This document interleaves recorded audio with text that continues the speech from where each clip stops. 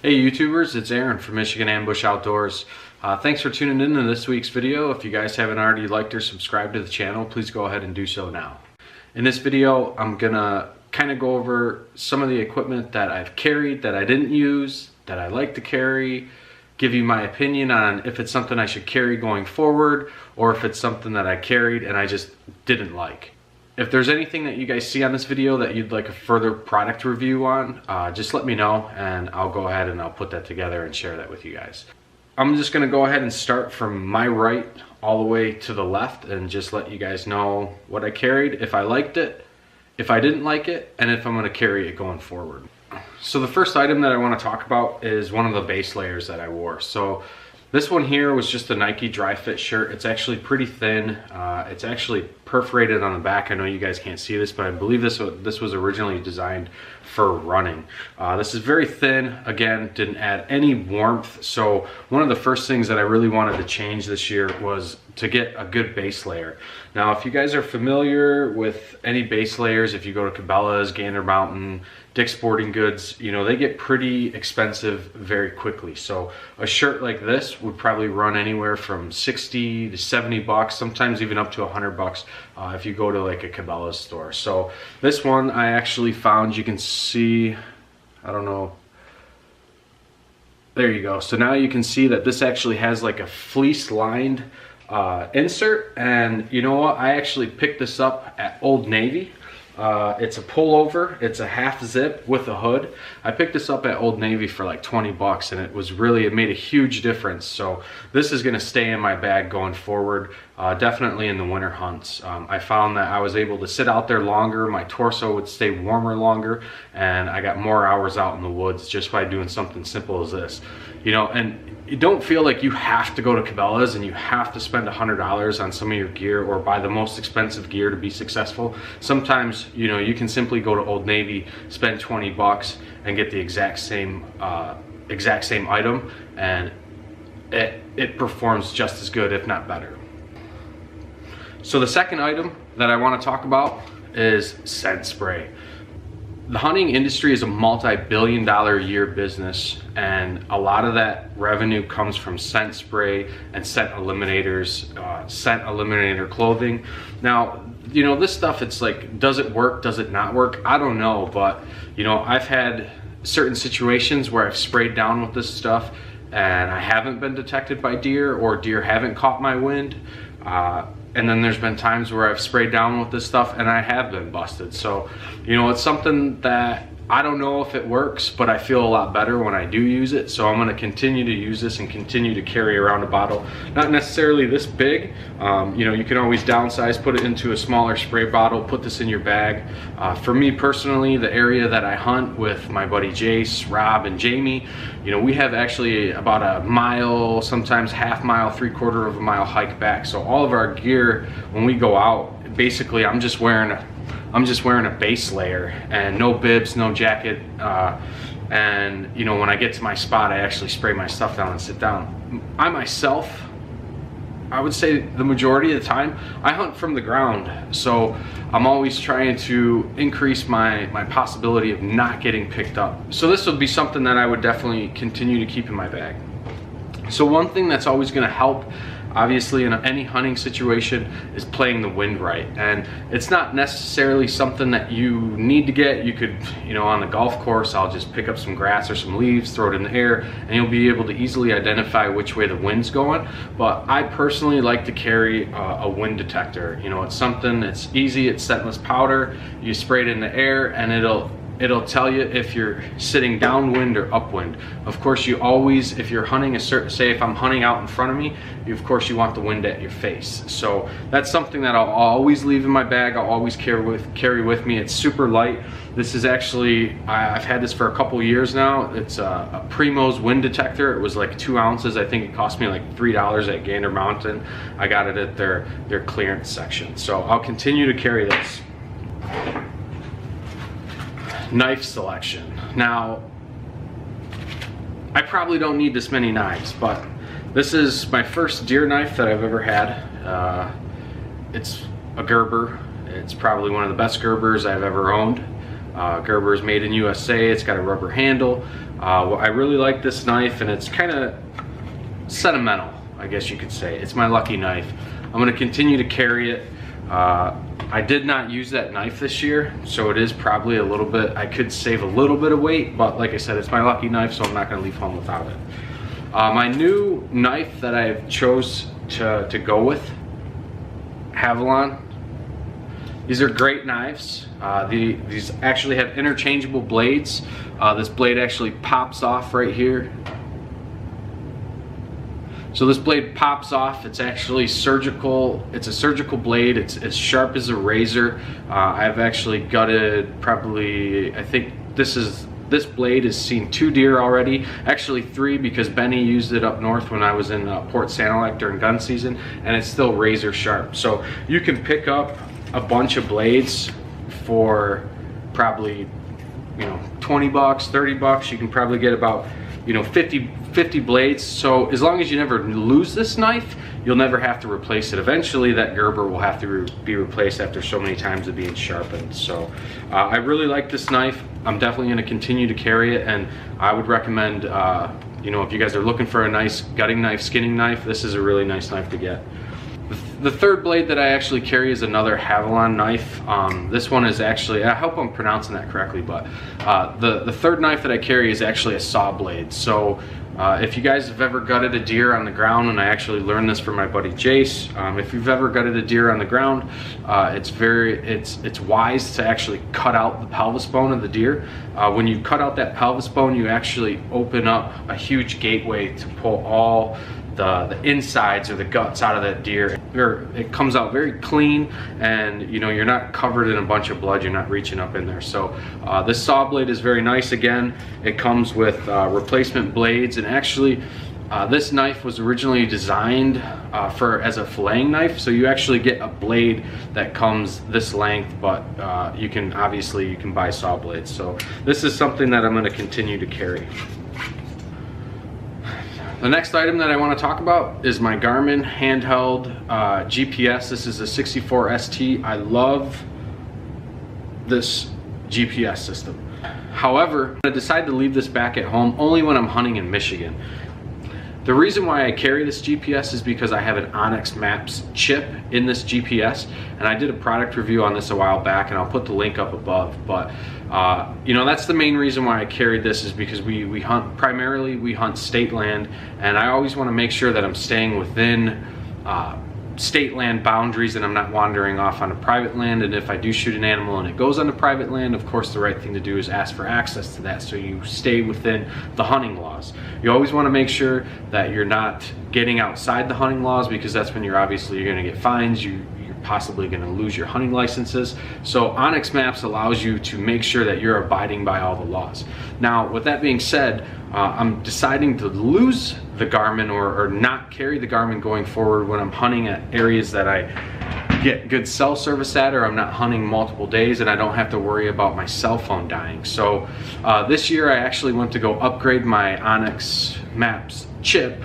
It's a $29.99 renewal. So when I went to go renew it, it actually gave me a year membership, which is a yearly membership. You have to renew it each year, but it actually gave me the year membership for the Onyx Map itself. So now I have Onyx Maps on my phone and on my GPS, and I can renew that chip at any point. The benefits of having it on your phone is because everything is, you know, you always have your phone on you, and it works extremely well out in the woods. I can mark waypoints on my phone. I can share those with anybody that I'm hunting with. You know, Onyx Maps has a new function that you have their go-to function. So Jace would be able to, you know, I could share my waypoint with him. Jace could hit the go-to, and he'd have a trail basically lined out on how to get to my location.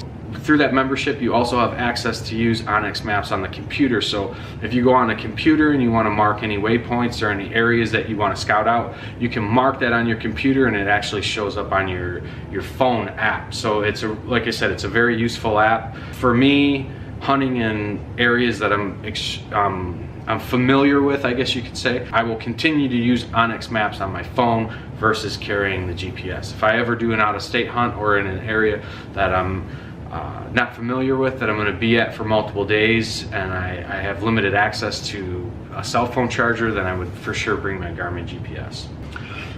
The next item that I'm going to talk about is just hand warmers, and new to my pack this year is toe warmers. So these things are a lifesaver. So if you're spending a lot of time out in the woods and you're doing multiple, you know, long sits for multiple hours, these things will really extend how long you can be out in the woods.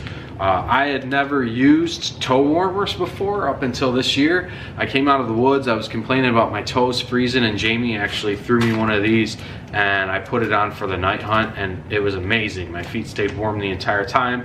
I'm the type of person, if my hands get cold, I can tolerate it. If my toes get cold, I get extremely uncomfortable. So this was a game changer. Of course, I'm not gonna carry this whole pack. I'll just carry one pack with me, but hand warmers and toe warmers, in my opinion, are a must, and they're gonna stay with me. Another item that I picked up this year that I really like is the Stealth Cam chip reader. I really like this if you have a game cam out in the woods and you need to check that while you're on your way to your spot or while you're in your spot. This is great. It just plugs right into the bottom, and then I can view all my pictures right on my phone, and I can save them, I can send them, I can do all that stuff. So this is lightweight, it's not a big deal. I'm going to continue to carry this with me. Gloves, rubber gloves is always a good thing to have. I was never really a big fan of carrying these around up until the last couple of years.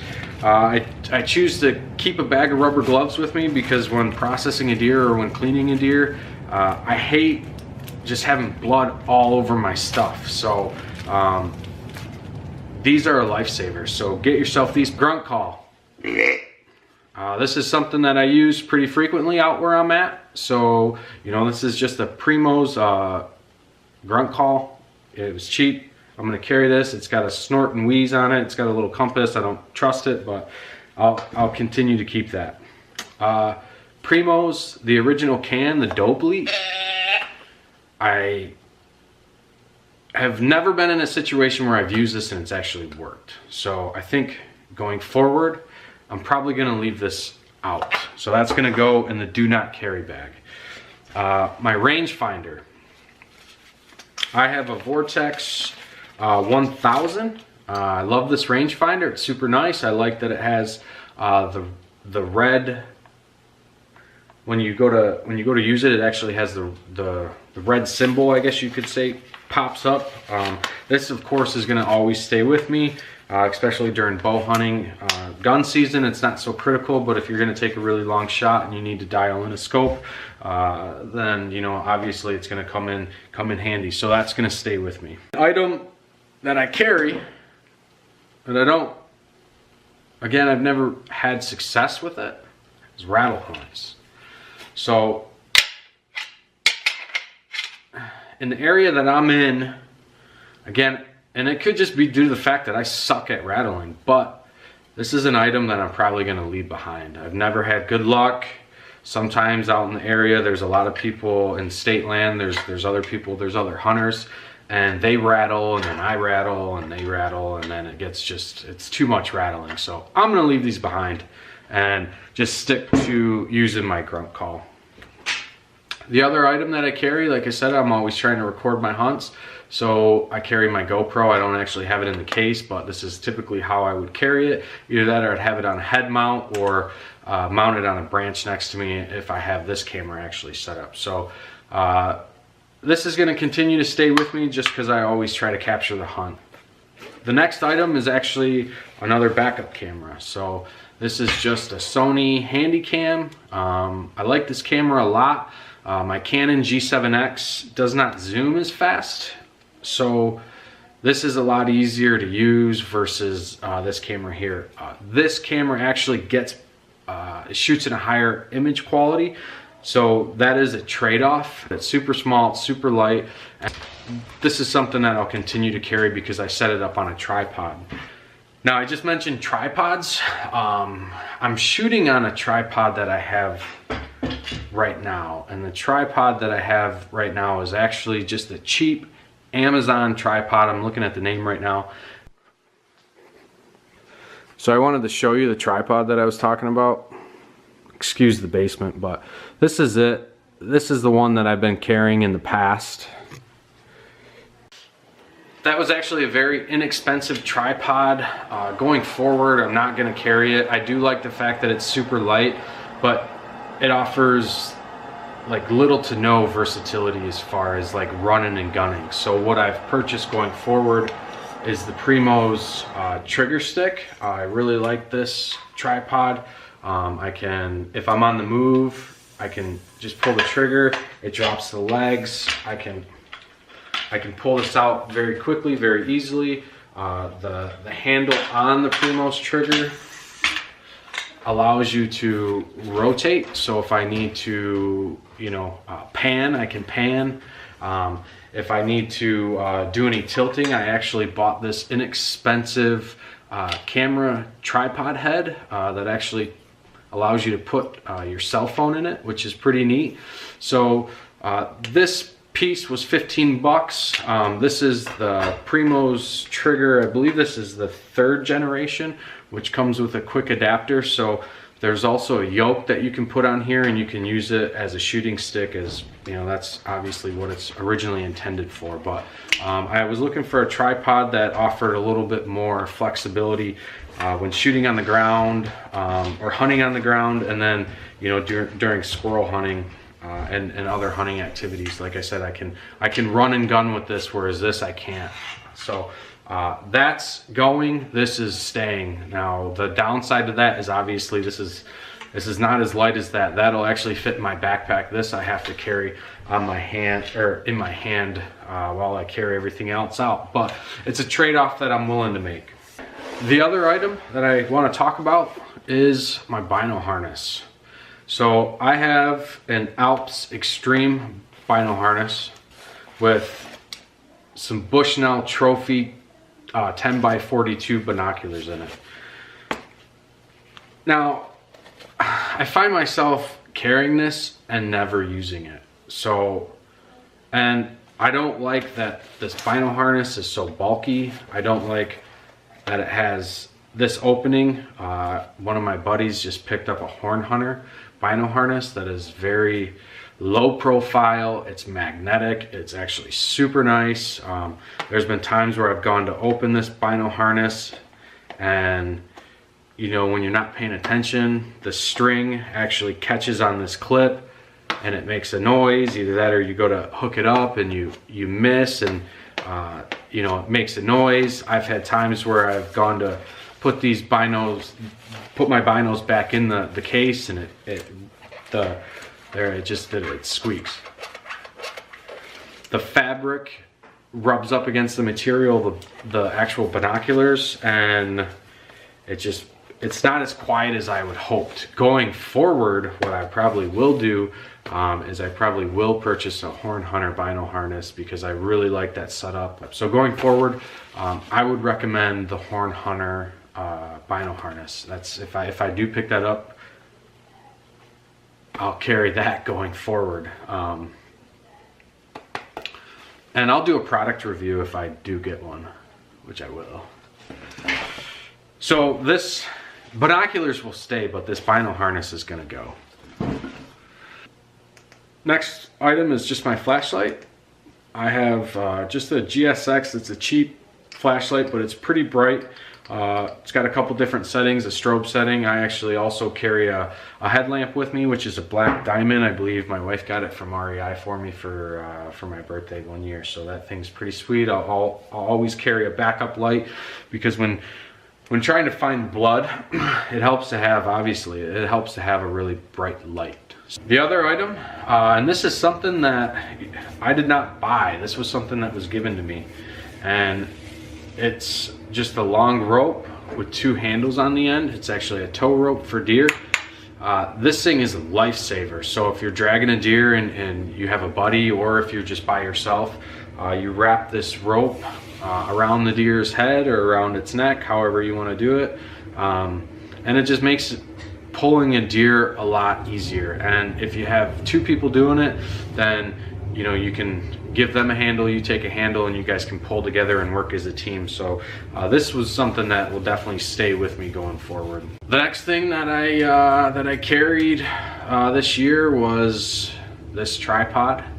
It was just another way to kind of put my camera on it and almost do like a selfie stick, but it was light and it was easy to use. Now that I have the Primo's shooting stick, or the trigger stick, I'm probably gonna ditch this going forward. Next item that I want to talk about, basically, you know, this is the last item besides my backpack, is just my harness. So I have a muddy harness. I only carry this when I'm hunting out of a tree. So if I'm hunting on the ground, obviously I don't bring this, but you know, this is a must, guys. Like if you hunt out of a tree and you don't have a harness, I highly recommend that you get it. I've known people to hunt out of trees without harnesses, and it's not a wise decision. You're putting yourself at risk. And if you have family members, children, you put those, you know, just try to picture what their life is going to look like if you happen to fall out of a tree and paralyze yourself because you didn't want to go and spend, you know, 40, 50 bucks on a nice harness, or you just said it wasn't comfortable and you didn't want to wear it. It's worth it. You need to make the investment. I highly recommend it. If I could never imagine being paralyzed from the waist down or from the neck down and never being able to hunt again. So invest in a harness. The last item that I'm going to talk about is my Field & Stream Blackfoot XL backpack. Now this is an old backpack. They no longer make this style of a backpack, but this backpack is amazing and I love this backpack. It's treated me extremely well over the years. It holds quite a bit. I can actually put my jacket, my vest, my bibs, and all this stuff that I've just showed you all in this backpack and carry it comfortably. So I know they do make, you know, a newer model. I've looked at it. The only downside of that is I've noticed that the buckles have gotten a lot cheaper on it. I don't know if Field & Stream's trying to cut cost or what, or save weight on the overall backpack, but you know, I haven't found a backpack that has really made me want to get out of this one. And really, I've had this backpack for, I don't know, probably 6 years now, and the only thing wrong with it is I have a small rip right here in this pocket. So I love that backpack, and like I said, I'm going to continue to carry it. I can carry a bunch of stuff in it, and like I said, carry it comfortably. So that's all that I have for this week's video. It may be kind of long, but you know, if there's, like I said, if there's anything else that you guys would like to hear about a little bit more, please let me know. I'll make another product review video on that. If I'm gonna do a product review video on the camera arm that I used. It was a very inexpensive camera arm. I know Muddy makes one, but it's super expensive. It's actually like 200 bucks. This one I picked up on Amazon for like $30. The only downside is it's pretty heavy, so when you're hunting state land, I bring it in and bring it out with me. So I strap it to the side of my backpack. It is heavy, but you know, a lot of the good quality videos that I've captured from a tree stand when I was hunting that private land was all done from that camera arm, and it served me pretty well. So I'm going to continue to use that. And I think that's it, man. Like I said, if there's any product that you guys would like to hear a little bit more about, please let me know. And if you have any questions, leave a comment. I'll make sure to reply. Thanks for watching. If you haven't subscribed, please go ahead and do so. And thanks for watching.